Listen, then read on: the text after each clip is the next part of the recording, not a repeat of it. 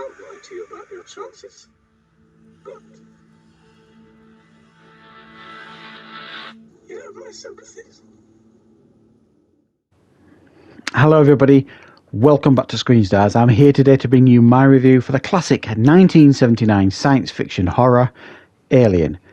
The film is directed by Ridley Scott and it stars Sigourney Weaver, Tom Skerritt, John Hurt, Veronica Cartwright, Harry Dean Stanton, Ian Holm and Yaphet Kotto. Now the film follows the crew of the Nostromo, who are they're essentially on their way back to Earth. They've been like mining minerals and ore. They've got vast amounts of it to get back to Earth, and they are brought out of hypersleep early. And the ship tells them there is like a signal that they've been told to investigate. So they head down to the planet's surface, investigate this signal, and one of the crew members, Kane, played by John Hurt, has this alien organism attached to his face. They get him back to the ship, get him back to their ship in orbit, and this creature just kind of leaves him alone. They think everything's okay, and then while they're having their final meal before they go back to hypersleep, Kane collapses and an alien comes out of his abdominal, runs off into the ship, and then progressively grows and starts to terrorize the rest of the crew. Right, what are my thoughts on Alien? Well, what can you say about this film? It's a stone cold science fiction classic, science fiction horror classic. It is just one of those that is right up there. It's a flawless film. It's a lesson in how to film tension and fear, and it is so impactful still. This is one of those films that has aged beautifully. It's just as good as the day it was released, and it just feels fresh every time you watch it. This film, it is just so beautifully made. I mean, Ridley Scott is one of my all-time favourite directors. But he's done some films that are just jaw-droppingly good. You know what I mean? And this is definitely one of them. It's a masterpiece, and anyone that says different, I'm saying it right now, you're lying, and you don't really know what you're talking about. It's just a staggering film, and obviously the first of now what has become a franchise. There's many people will debate which is the best in the franchise. Well, the best straight horror is clearly this. The best straight action science fiction is Aliens. I think they are both different sides of the same coin almost. You know what I mean? The one side's pure horror sci-fi, which is this. The other side is, horror action sci-fi, and that's Aliens. And they both complement each other beautifully. There's a debate to be had with the rest of the Alien franchise because it was really all downhill after Aliens, and there's no really any debate about that. I don't think, these films have ever risen to the heights of the first two films, and again, there's not much of a debate about that. I personally don't think.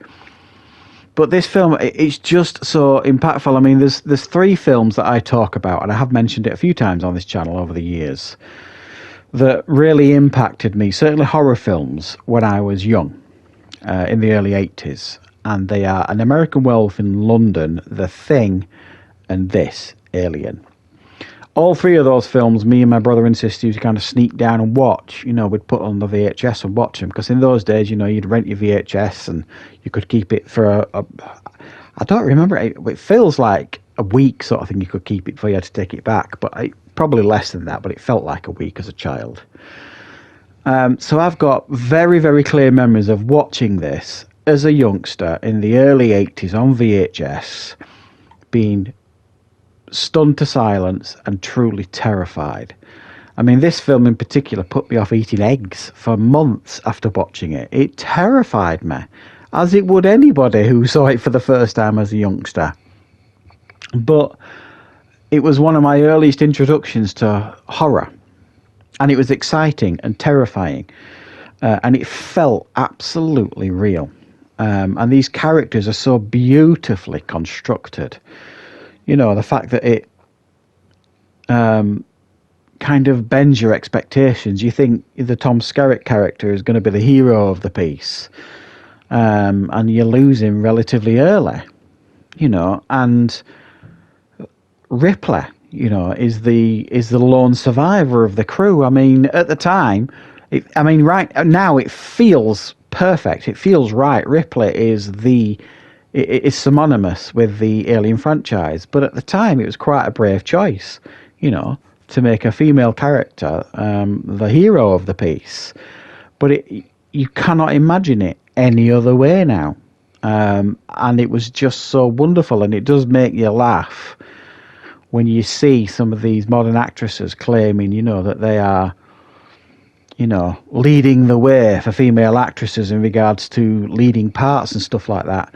And I will say, no, you weren't. Please take a look back at people like Sigourney Weaver. Please respectfully take a look back at her and people like Linda Hamilton or others who, you know, have been fighting for decades to get, you know, leading parts, leading roles for women and doing it successfully. So I do find it really disrespectful when you hear, you know, some of these modern day actresses talking the way they talk. And, you know, we all know who they are.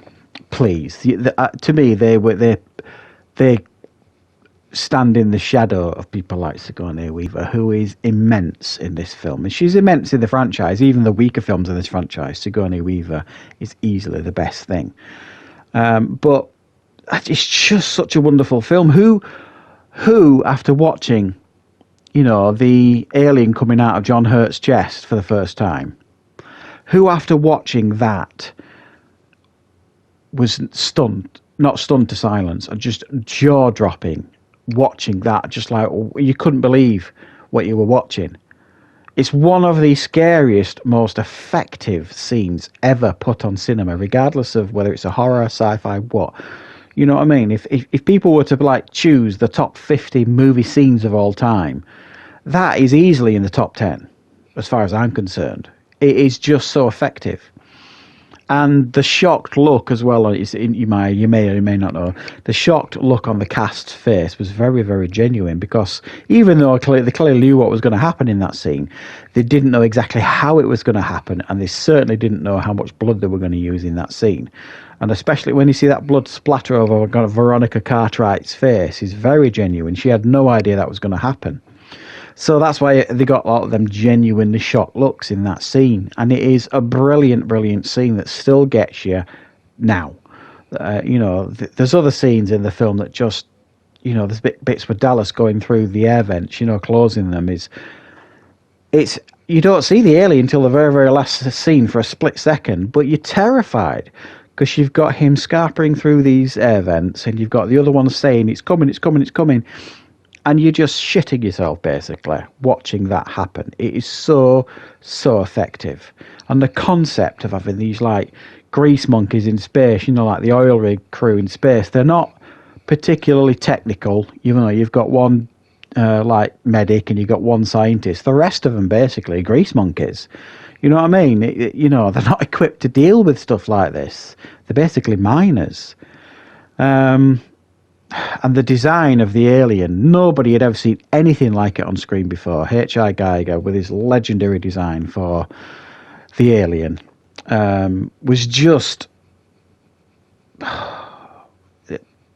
Have we ever had anything like it since? I would argue not. You know what I mean? It was terrifying but beautiful at the same time, and very, very effective on screen. And interestingly, I don't know, a couple of other stats or a bit of interest for you, really. Meryl Streep and Sigourney Weaver were the last two actresses in consideration for the Ripley role, and it went to Sigourney Weaver. So imagine it could have been Meryl Streep in the role. Who knows how that would have turned out? And also, interestingly, Harrison Ford was offered the role of the Tom Skerritt part, Dallas, but turned it down. You could probably understand why he turned it down after just doing Star Wars just a couple of years previously. But yeah, I mean, this is one of those films that give me a fault with it, and I'll tell you you're lying. It's perfection. There's no faults with this film. It's one of the rare 10 out of 10s as far as I'm concerned. It's one of those films that I'm trying to tackle at the minute. You know, I've tackled Clockwork Orange, you know, now Alien, that are just legendary films, legendary cinema greats that can be quite intimidating to approach to review, but I thought I would give it a go. I certainly hope you enjoyed checking out my review for the original Alien. I am going to try and revisit the rest of the Alien franchise. Definitely will be doing Aliens, and I will probably watch the rest as well, even though I haven't seen the third and the fourth one for quite a few years.